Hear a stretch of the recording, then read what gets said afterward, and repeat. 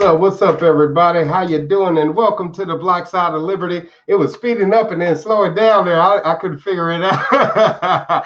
But shit, the party is about to start right here on the Black Side of Liberty. I got a wonderful guest who I'll be introducing to you very shortly. But first and foremost, y'all know what I got to do. I got to drop the info to let you know to please continue to connect with yours truly, because we're definitely getting the word out there. My numbers are growing. The crowd is increasing. I'm almost at 30,000 subscribers on YouTube. So please, keep that going. I'm on the fast track to hit 30,000 before the end of the month. Please continue to share any of my videos, whether it's me fighting, arguing in court and shit like that, or getting pulled over by the cops, or one of my protesting videos, or, something like that, or me running on a ramp while I'm smoking some weed, which I'm about to do pretty soon. But anyways, please share any and all of my videos so people know who the hell I am. And of course, please be sure to connect with me on social media. Also,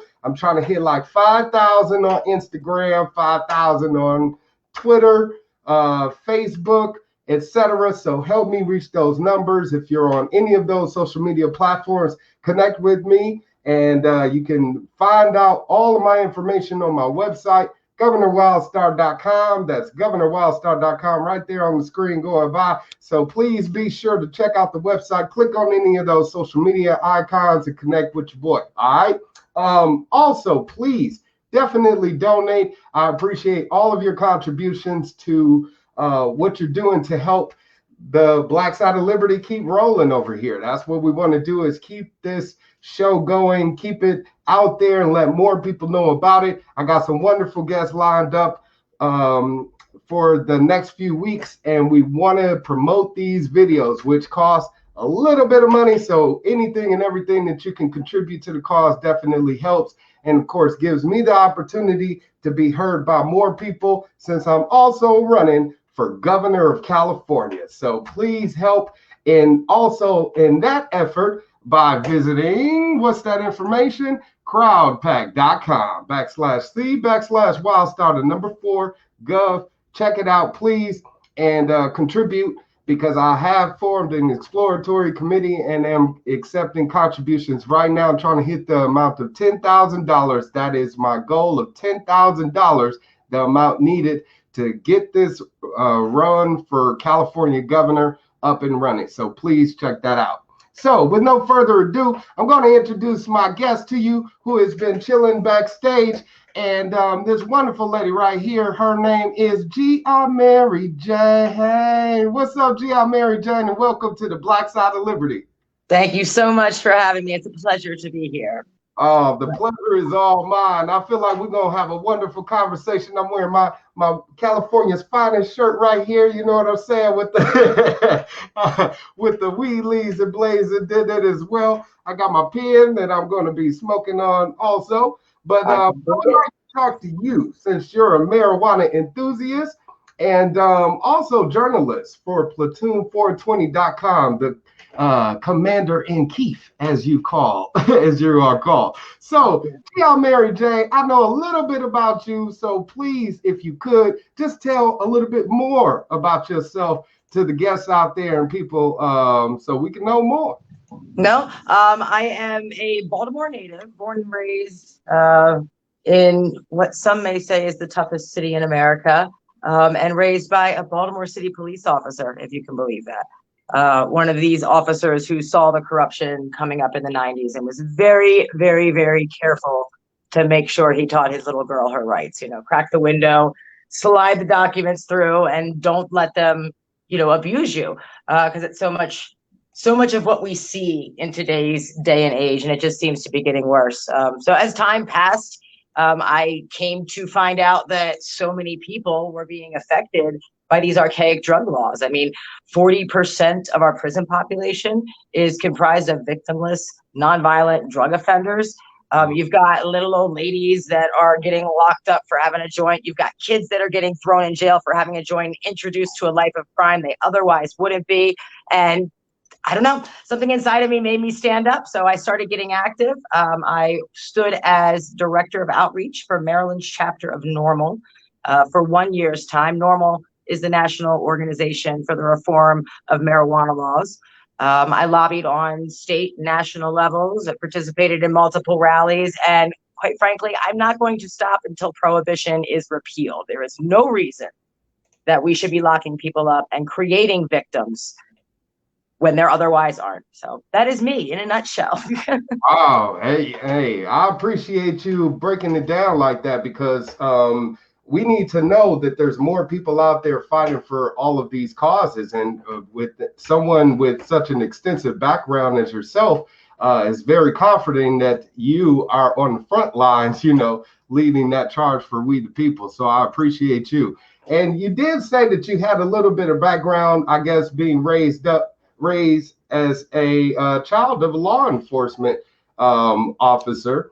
So I guess I guess the contradiction there that most would see is, the cops go around busting people for marijuana and, drug laws or whatever the case may be, and it affects all types of people. So with you being a child of a law enforcement agent and also being a proponent of marijuana, have you caught much flack in being as expressive as you are?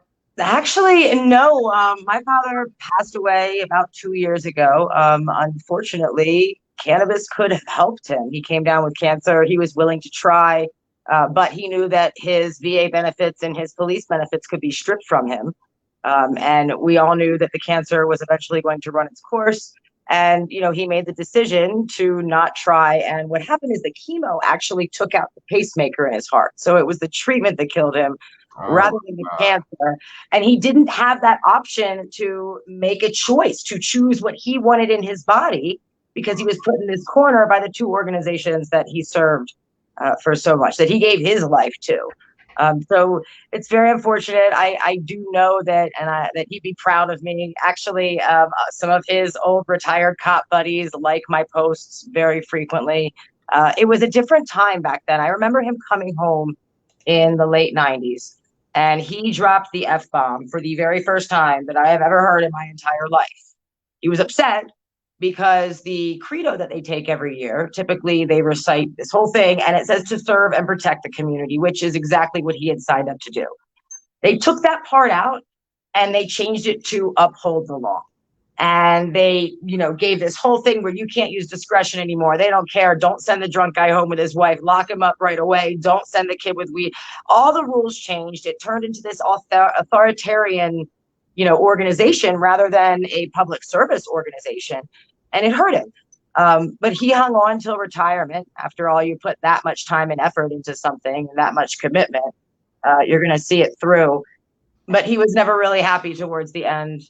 He was very vocal about it at home, but didn't want to speak out and I guess make his brothers in blue look bad. That I had issue with.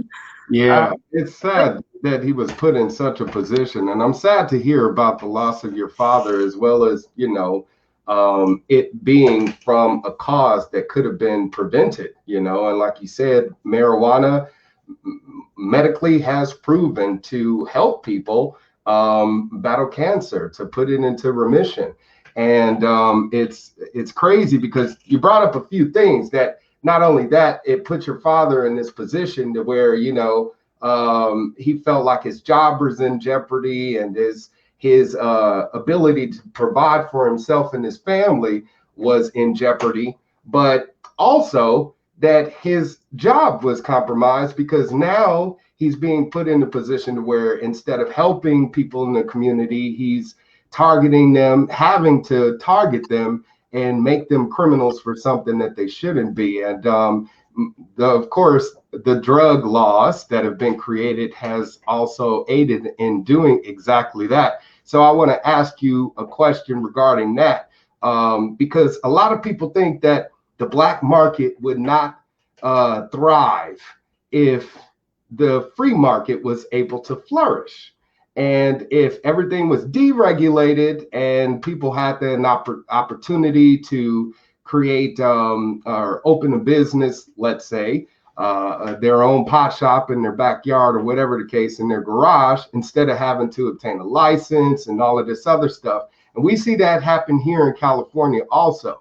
So with you having seen such an effect on your own personal life, and also seeing what these regulations have done to other families across the nation, do you think that the marijuana market is better now being controlled, or would it be better if it was deregulated and allowed to, operate without government control? That's a loaded and very thought-provoking question. To start with your last question, do I think the market's better now than it was? It's hard to say. No, because the average person cannot just throw a couple hundred out on grow equipment, start doing their thing, and start, distributing their product once it's grown without spending, in some cases, millions of dollars just to obtain a license. In the state of Maryland, you have to pay $250,000 to even apply. And if you don't get accepted, you don't get your money back. There's no consolation prize. There's no, we'll talk to you next time. And when it's time to apply again, you have to pay again. So the average person is being blocked from entering into this market in a lot of states. Other states, it's easy. For instance, in Colorado, it doesn't take much money. 10 people could put in and get the operation going and thrive. But you've got patients now being targeted and users being targeted. There's so many stories. Cops will wait for people in parking lots and pull them over and, try to get them with a driving while impaired. And you know how it is. They ask you a question. If you say the wrong thing, if you don't know that it's okay to not say a word, right, one wrong answer can get you some charge that, maybe you won't go to jail for, but you're going to be facing that ransom fee is what I call it, that extortion. It's a shame because it's turned into, for instance, with alcohol, right? Alcohol is legal. You still have a black market. Your buddy makes moonshine out back, sells it to his friends at work, right? But the crime isn't involved. Right. So would it eliminate the black market? No, not completely. You're going to have a black market for anything. People sling cigarettes. People sling eggs that their chickens.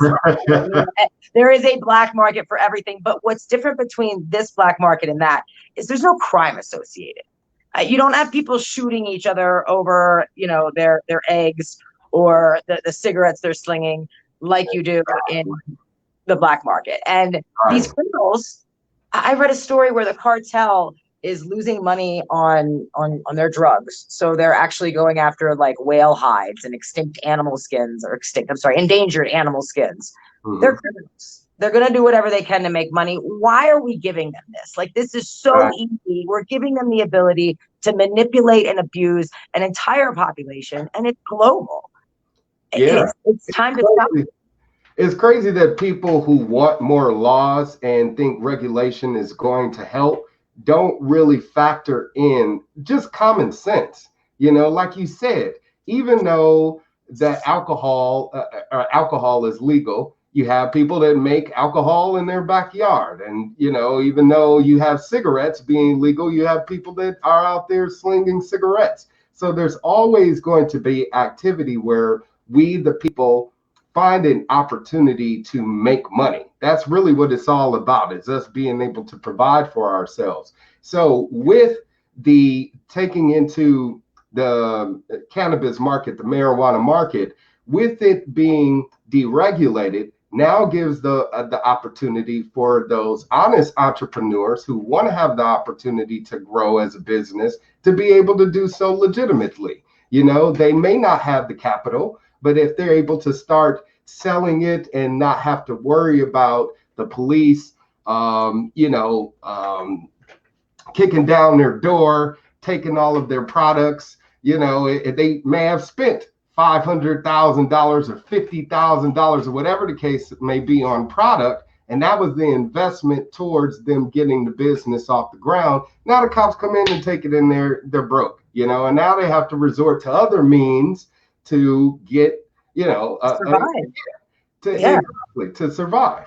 So that turns them into another life of crime, possibly. And it's sad that you kind of see this domino effect happening. and also with marijuana being regulated. I saw a video of yours where you were talking about how kids, receiving or having access to marijuana, and that versus regulation. People think again that by the market being regulated, kids won't have access to weed. Well, kids have access to cigarettes, kids have access to a beer, so it's not eliminating all of these possibilities, but for some reason, people that support more laws and regulation think that control is going to eliminate it altogether. Wouldn't you agree?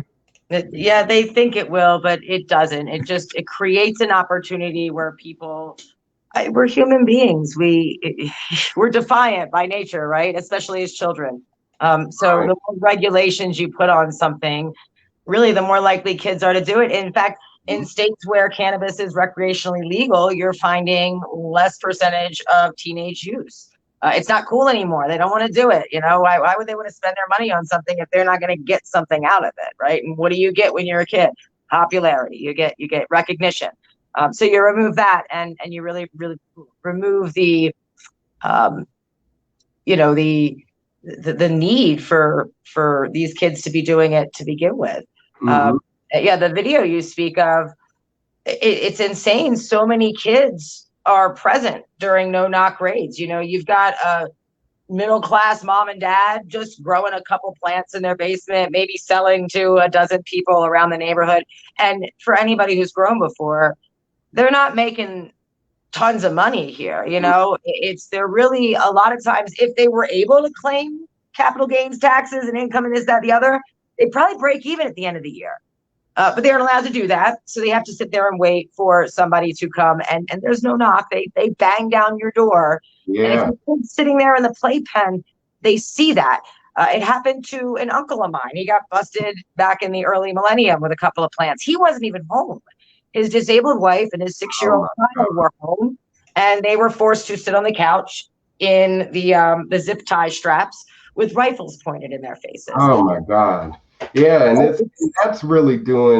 that's helping the kids, right, people? I mean, come on. That's so traumatizing and is destroying that home that, that child had grown up in. Now they may lose a parent because of it, or a guardian, and end up in foster care in the system, which is not the best place where people want to be, is in the state's control. They can barely control them damn selves. So it's sad that people have this false sense of security, that thinking that the government control over marijuana, or whatever the case may be, control over anything, is going to make the situation better. So with that being said, I do want to talk to you about the market itself, because here in California, it's heavily regulated, even though it's a state where smoking marijuana recreationally isn't against the law. So, right. But then they still have stipulations to that, where you can smoke, how much you can be in possession of, if you sell it, if you have a license or not, etc. So it goes on and on and on with more regulation. But as far as the market itself and it flourishing, it hasn't produced as much as economists, I guess, had expected, or these lawmakers, because of the regulation. And we're seeing less product being circulated, and like I said, the whole flourishing of the black market still being in existence, which they thought was going to go away also. So with this lockdown, this quarantine over this coronavirus, it has affected certain industries.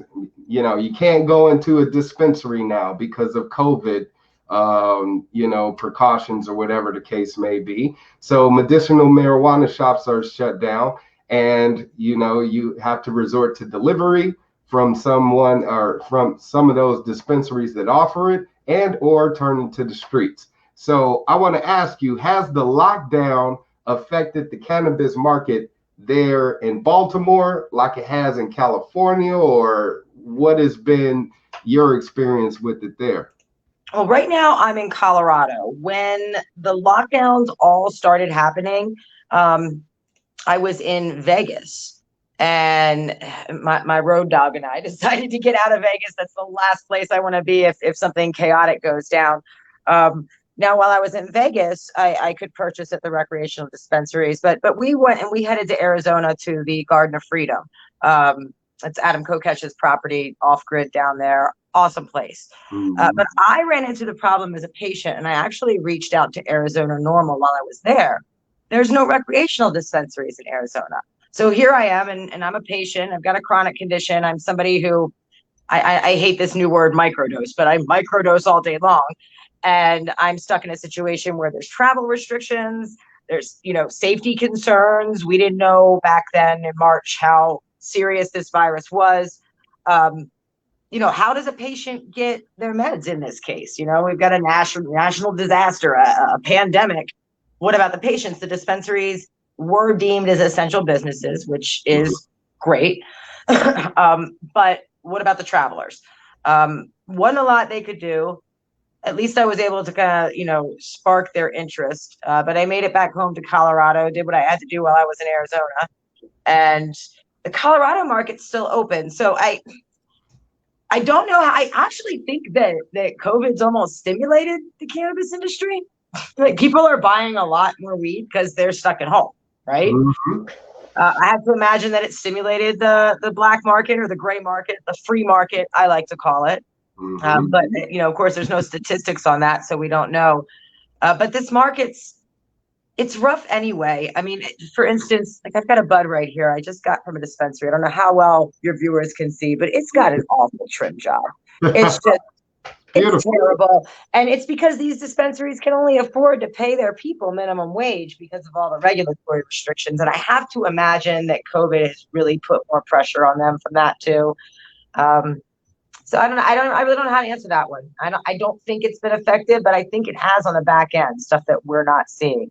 Actually, next week I'll be heading up to Denver to do some business with some grow operation, a mainstream, big dispensary grow operation, and then heading out to Portland. I also do some work with a technology company that builds drying equipment for organic material. So we're trying to make life a little bit easier for these dispensaries. We want them to be able to dry their product a whole lot quicker and a whole lot more effectively, and cut out all that time and be able to keep up, with the demand.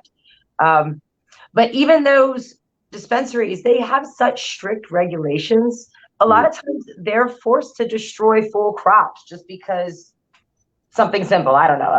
And again, it's different in every state, but you get an infestation of mites or something, and you can just cut the leaf off and fix it. But nope, the regulation says you have to throw the entire crop away. It's devastating. It really is. I don't know if you're familiar with what's going on in Riverside County, California. Are you the war that's been waged down there by the oh so stubborn Sheriff Chad Bianco? Riverside County is awesome climate. It's as close to like your Afghani climate as you can get in the United States. And just like Virginia is to tobacco, Riverside County, California is to cannabis, certain strains anyway. You've got a lot of farmers down there. They went and changed the regulations ever so slightly about a year ago.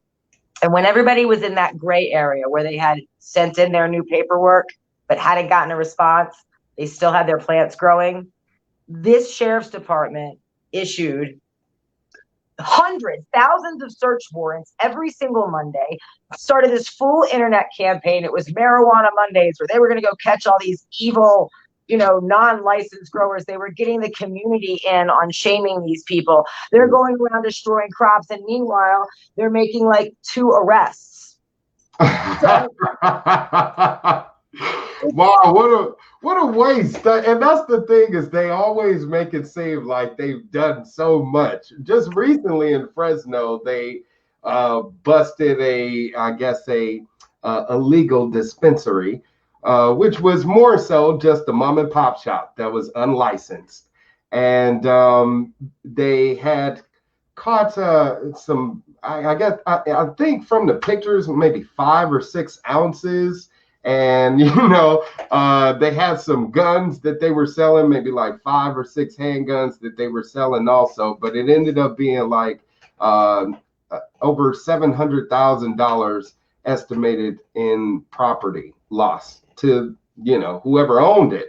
But they posted this picture on Instagram like they had done this wonderful thing when, again, you've locked down the entire state. You've forced individuals, businesses to now find other means to provide for themselves. They're like, hey, you've closed my shop, even though, like you said, you've deemed it essential. And in the state of California, they are essential, but you dictated how they're able to provide that product to their customers. So it's not as free of an industry, or as people would like, their rights, to be respected. You're not living in a free country to where you're able to exercise your liberties freely. So and the market's being discriminated against just in that effect, right? If you've got a bar that doesn't meet up to health code regulations, they get a notice to appear in court. And sometimes it takes 6 months to a year before anything's even done about it. And we're talking about a health, food safety issue here, right? Meanwhile, if you're outside of your compliance in a cannabis industry, tanks, guns, jail time, and you're not posing a threat to the community. Now, with the food issue, let's be real, you're not posing an immediate threat either. And that's why they handle it the way they do. It's not a big deal. Come see us in court. We'll get it all worked out, yada, yada, yada. There's no reason that these cannabis business owners, especially considering it costs them so much more to operate in this business space, there is no reason they should be treated that way. And at the expense of the taxpayer dollars. Yes. So they're spending so much money, and it's not even a productive expense. I mean, I would, even as somebody's, let's say I was against cannabis and I didn't want it legal, I wouldn't want you guys spending all that money to go chase these people, because I mean, my rational mind knows that it's not something that can kill anybody, right? I like the fact that businesses are being deemed essential, because that should give us some nice leeway, in dealing with Congress moving forward.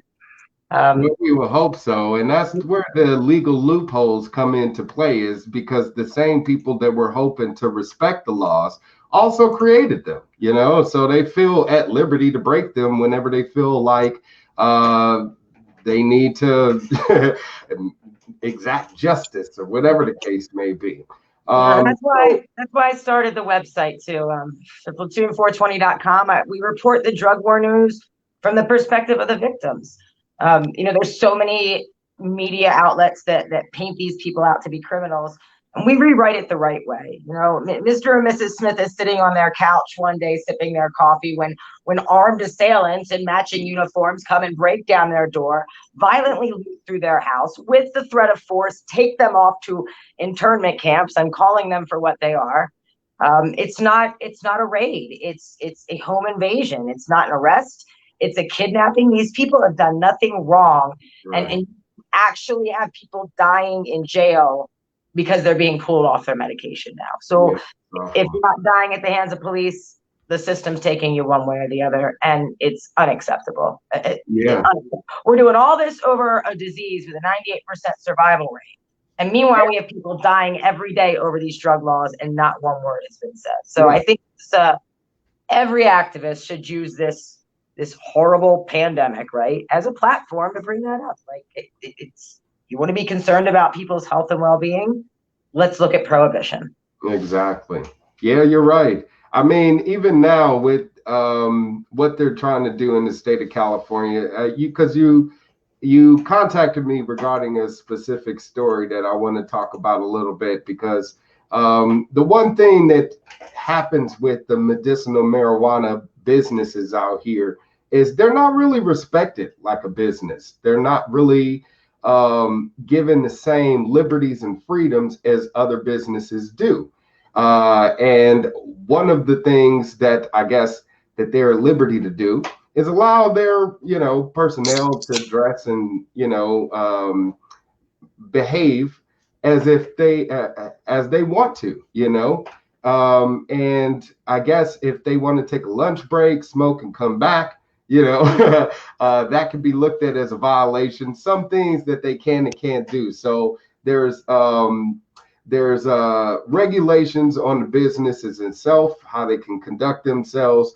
And then at the same time, like I said, they get disrespected by cops kicking in the door, raiding them, taking their property, etc. So one thing about, I guess, this situation that happened with this dispensary there in Baltimore was that there was an issue with a employee coming in with a Black Lives Matter shirt or something like that.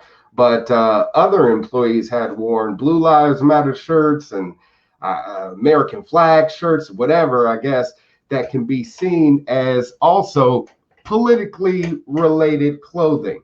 But then the dispensary came out to shut it down. And a lot of people would be in support of that, to say, hey, well, it's their business. They should be free to do what they want to do. If you go to any other establishment, if they're forced to wear uniforms, then everybody has to wear the same thing. So they could do the same thing with dispensaries, but for some reason they don't. But when this issue happened, it just opened them up for a lawsuit. And that should happen out here in California. You go to most of the dispensaries and they have, about 5 or 10 girls lined up that are half naked. It's like, is this the dress code or something? Right. They just know how to pull customers in, no shame. Exactly. Hey, it's your business. And if you feel like it works, it works, So, and that's the thing, is you would think that these cannabis businesses would be respected as a business, treated as a business, but they don't seem to be afforded that same liberty as other businesses. Why do you think that is? Beats the hell out of me, because Reagan said so. I mean, that's the only and Jeff Sessions kept it going. I don't know. Even in some of the industry, the majority of them, they are on 24-hour surveillance by their cannabis commission. So they have to, they're on 24-hour watch. I mean, how creepy is that, right? You have to let us look at your store 24 hours a day. We have to have access to your cameras. And there's so much discrimination. It's ridiculous. Even in the licensure, if you have any previous felonies, which could be a cannabis offense, you can't apply. You can't get ahead, even though you were victimized by the laws that they're starting to repeal now. So, and to the story that you're talking about in Baltimore, that one, I don't know, man, that one was tough because you did bring it up. It's the business has the right to make their own policies, right? And that's something that in terms of dress code, I think is okay in the cannabis industry. But of course, they don't have the right to make their own policies with, for instance, whether or not their product gets to be sold deli style out of a jar or pre-packaged. Like the commission gets to make that decision for them. They have to force their will upon this business, whether they like it or not. And it has nothing to do with health regulations. Otherwise, the health department would be involved, right? Making those regulations. Exactly. But the dispensary in Maryland actually had an employee come in with BLM just written in like eyeliner underneath of her eye. The same day that it happened, you have to remember, this is in Baltimore. This is, where the Black Lives Matter movement really all started. And that was all around the Freddie Gray thing. And she was told if she didn't wipe it off that she had to leave. Meanwhile, the security guard has a thin blue line shirt on in the corner. Does the dispensary have the right to say that? Yeah. But do we have the right as people to shame them for that level of hypocrisy? And then telling her that, hey, I can't. It's just about, we don't want a political statement here. Well, obviously that's not the case if other guys got Blue Lives Matter shirt on, right? Or thin blue line on. And it was so heartwarming to see the community step up, right? And not with a lawsuit, not with any legal action. God bless, keep the government as far away from shit as you can, The last thing we want is them to be involved. But there was a whole internet campaign. And it prompted the dispensary to issue a response, which I thought was kind of half-assy, but at least they responded. We'll see what happens for the future of that dispensary, but I've got to be honest with you, I'm pretty sure their sales are going to plummet.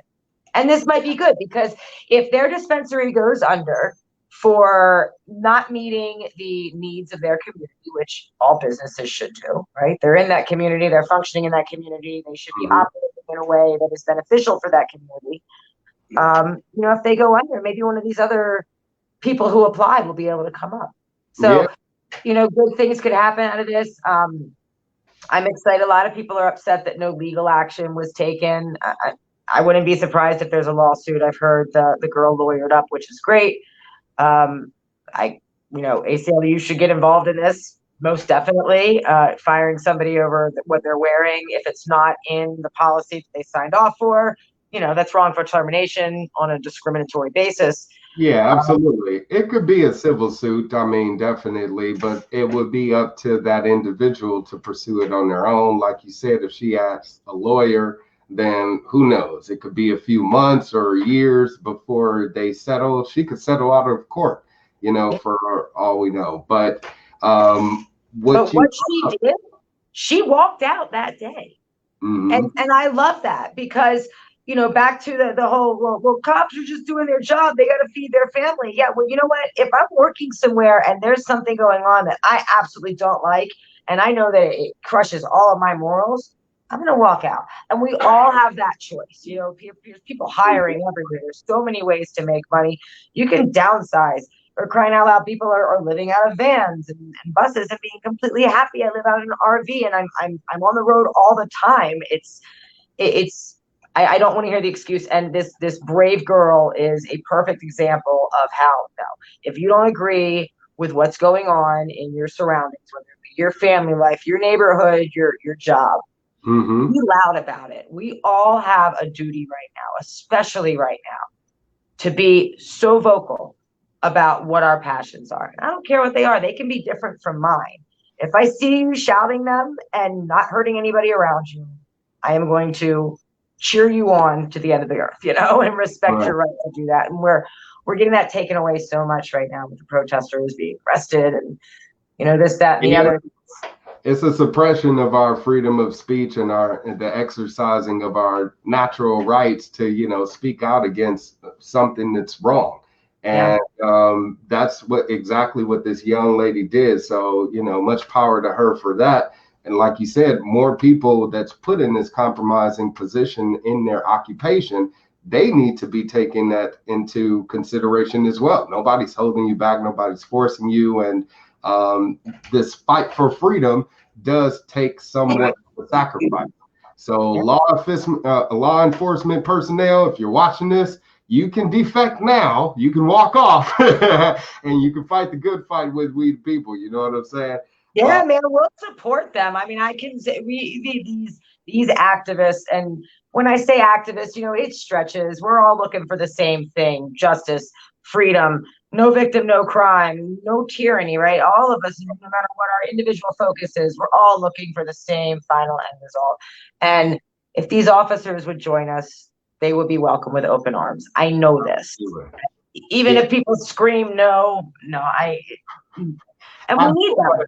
I do want to talk to you about that because being open armed to, I guess, law enforcement personnel does seem to be exactly somewhat of sketchy ground, especially with what's going on with Portland, Oregon, these secret police officers raiding the streets, and you having the mayor and the governor actually speak out against these secret agent government police officials, being in their cities right now, or being in the city of Portland right now. And the president came out basically and said, well, I plan on sending these secret agents everywhere throughout the country. And this is pretty much the standing army that our nation's forefathers told us to, warned us against and told us to be armed and ready to be, able to fight against.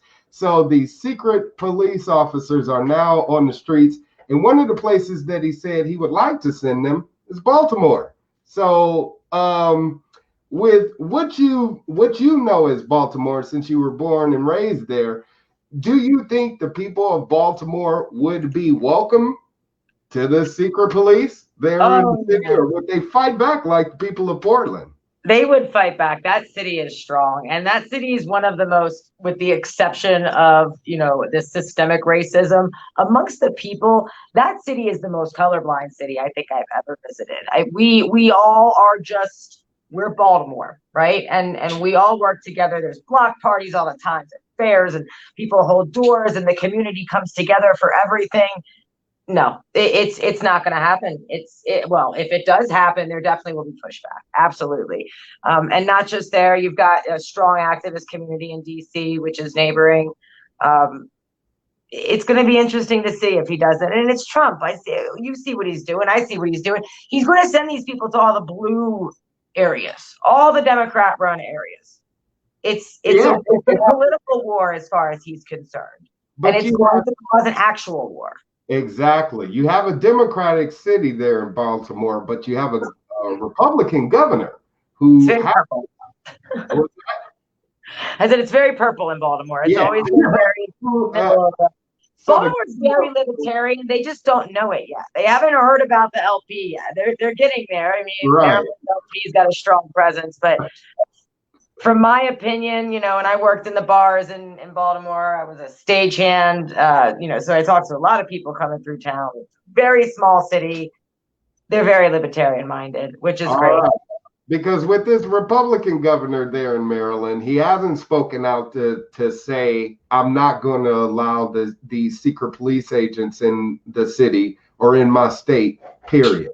So that's a bit alarming. And so is the Democratic mayor haven't not said anything about it yet either. So it's crazy to see that these elected representatives, these city officials, representatives of we the people, that we put in position to speak up for us, are keeping their mouth shut, and they pretty much are bending over to the federal government and allowing it to take over on the state level and city level even. So I hope this is a wake-up call for the people. I mean, so few people vote in their local elections.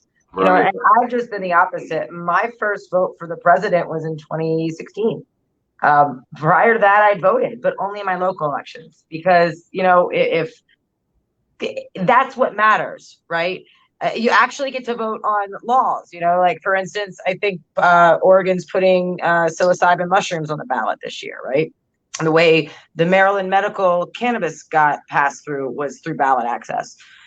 So you actually get to vote on these things. You get to be a participant in what is and is not allowed in your community. So I hope this wakes people up to get out to the polls for their local elections. They're so much more important. If you've got somebody in that position that's not going to speak up for you, no matter what, that's not going to be quiet because they're terrified of what their alleged boss is going to say, even though there's, as far as I'm concerned, in politics, no hierarchy. It's representatives are just that, representatives. They represent the voices of their community. So hopefully at least we get that out of this, that people start to understand that state elections are so much more important than the federal elections. They happen so much more often, and that you can actually communicate. Like I said, I've lobbied on the state and national level, and it's so exhilarating. And the first time I did it, I was scared, right? Because you hear lobbying and you think it's this big thing. No, it's sitting down and having a cup of coffee and letting people know what's on your mind, why this is so important to you, whatever it is. If it's a school bill, a weed bill, it doesn't matter what the case may be. You can go talk to these people whenever you want. You don't have to wait for a lobby day. And especially now in the time of the internet, we can send emails. They actually do answer you. And if they don't answer you, then that's something to consider when it's time for voting. Exactly. There's a red flag right there when it comes to them dropping the ball on communication and transparency, letting you know what the hell is going on and keeping the community informed on what's what. Because that's their job as elected representatives, as politicians, is to handle those aspects, those social aspects of the community, so we can just go out and work our normal day-to-day jobs or whatever the case may be.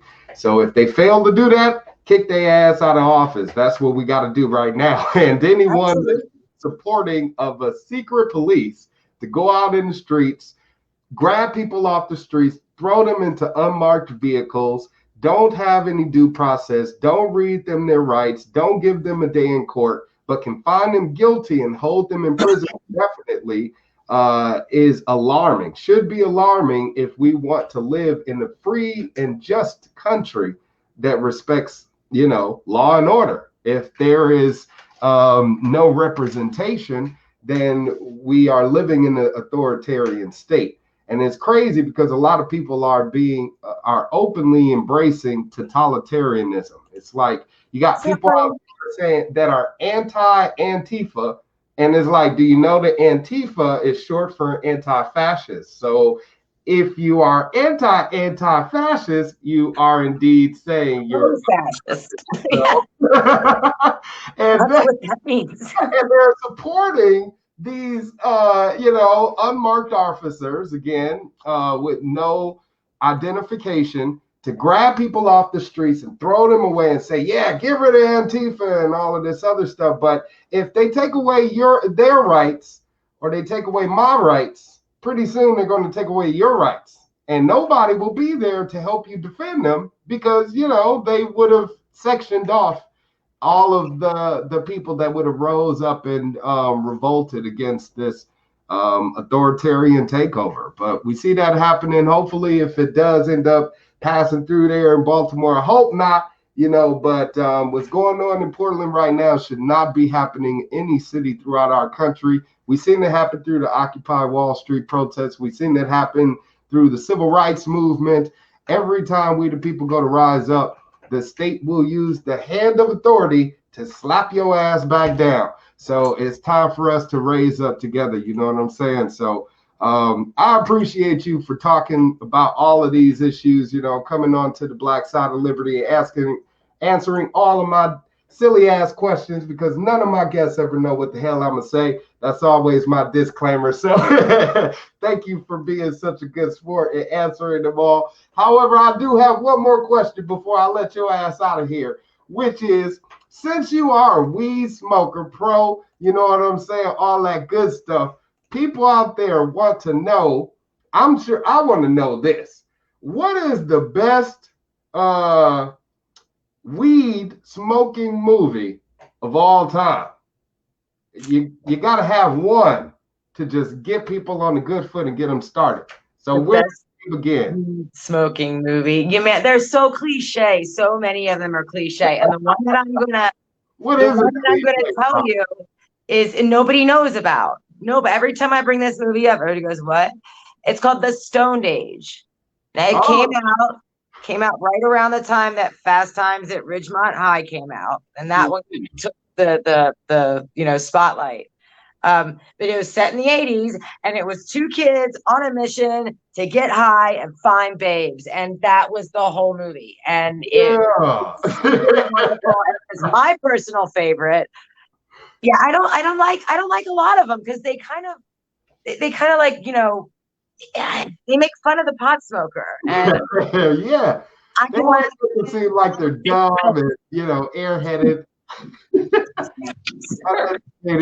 But yeah, all right, Stoned Age. So y'all heard it out there from weed connoisseur, as well as, like I said, creator and journalist for platoon420.com. Please check her out on her website. Please check her out on her YouTube channel as well. What's your YouTube channel? It's YouTube.com/GI Mary Jane. GI Mary Jane, right there. One more movie, my favorite stoner comedy movie. The one that makes you crack up and hit the floor every time. Obviously, is Reefer Madness. Reefer Madness. Oh, damn. Yeah, that's a classic for sure.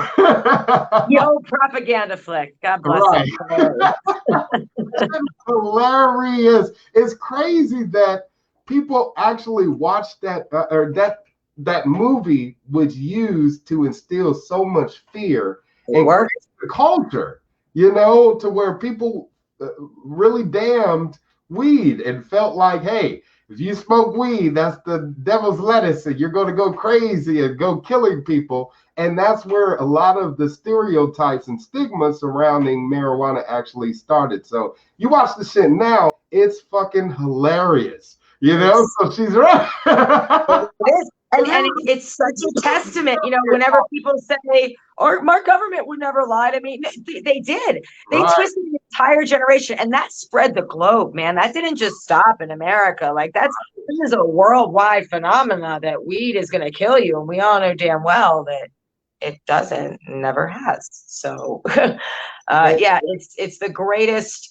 It's like the Epstein of of regulatory world. Like, yeah, the government's they're underhanded, Yeah, and they manipulate people, and they've never stopped, and it's time to stop it, right? yeah, And we need that transparency. We're getting there. absolutely. And it's sad that we've allowed the entertainment industry of Hollywood to be, used in such a way and manipulated and wielded as a weapon towards us, to where, like you said, they made this movie specifically to demonize marijuana, the marijuana industry, because they didn't want hemp to become what it should be, which is a flourishing industry to free we the people out of poverty. If it was done in a scale to where, we were using it for oil or to build homes, to power those homes, then we actually could free ourselves economically.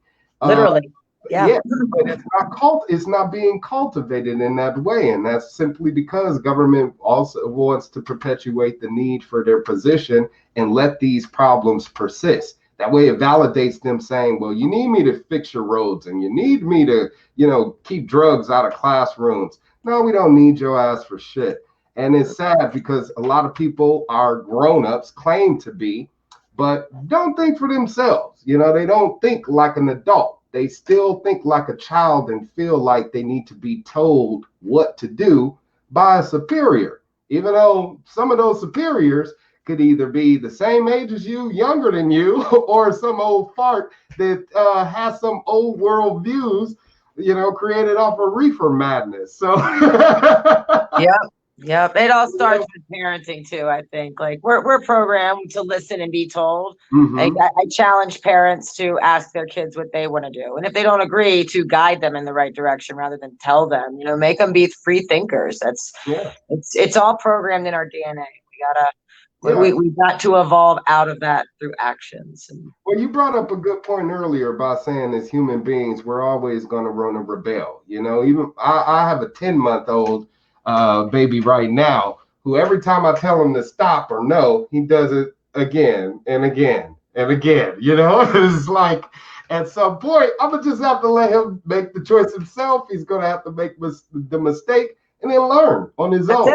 And as a parent, that's how I have to raise him, is so he can learn from his mistakes, teach him how he can learn from those mistakes and make him stronger to go out in the world and not make those mistakes anymore.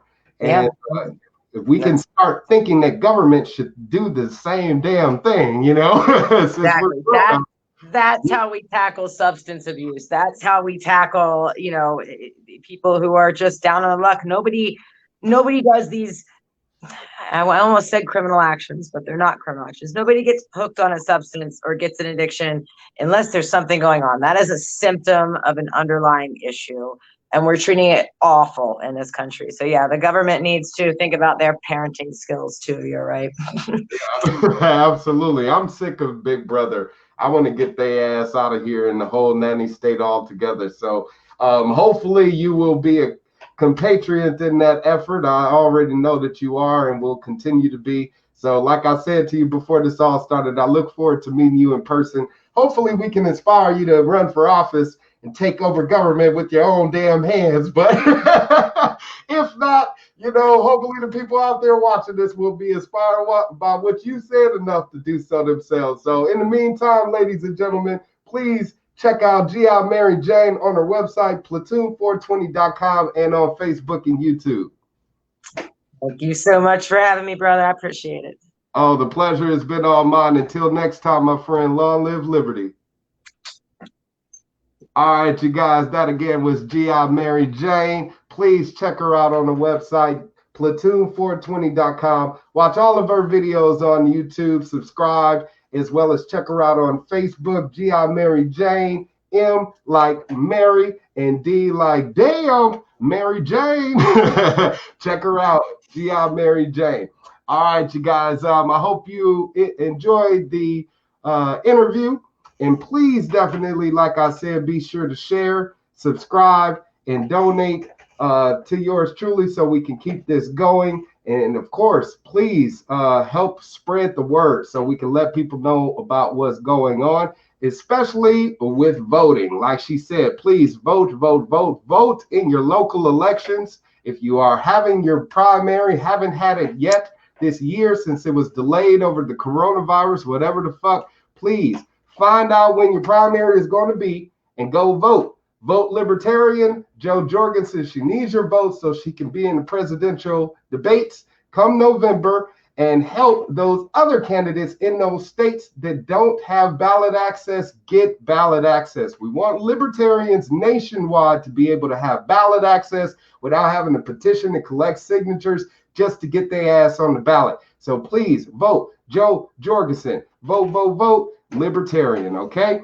And speaking of voting Libertarian, you can have a chance to vote for this Libertarian if we get rid of Gavin Newsom for governor of California. So please check out the website, recallgavin2020.com. That is recallgavin2020.com. I know y'all see it. Check out the website, print out the petition, sign the petition, have your friends and family sign that petition, and then just send that in so we can get Gavin Newsom out of office. We want to reopen the state of California now. We want to get business back to usual, you know what I'm saying, without government regulation and, control. So get me in office and get his ass out of office right now. Like I said, please contribute and help the effort of doing so with your money by visiting crowdpack.com/C/Wildstar4, the number 4, Gov, okay?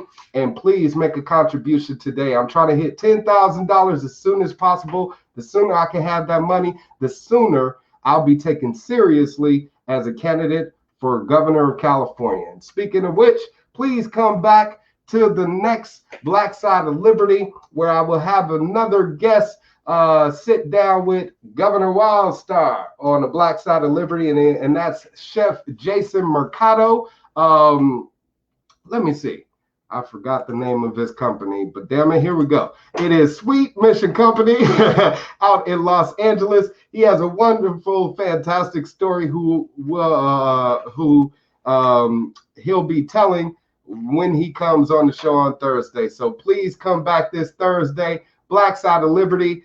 July 23rd, we're going to be speaking with Chef Jason Mercado. So till next time, you guys, long live liberty. I'm out this bitch. Oh, yeah. Thank you to all of my people that was out here commenting. Richard Nuevo, who says, G.I. Mary Jane is a babe.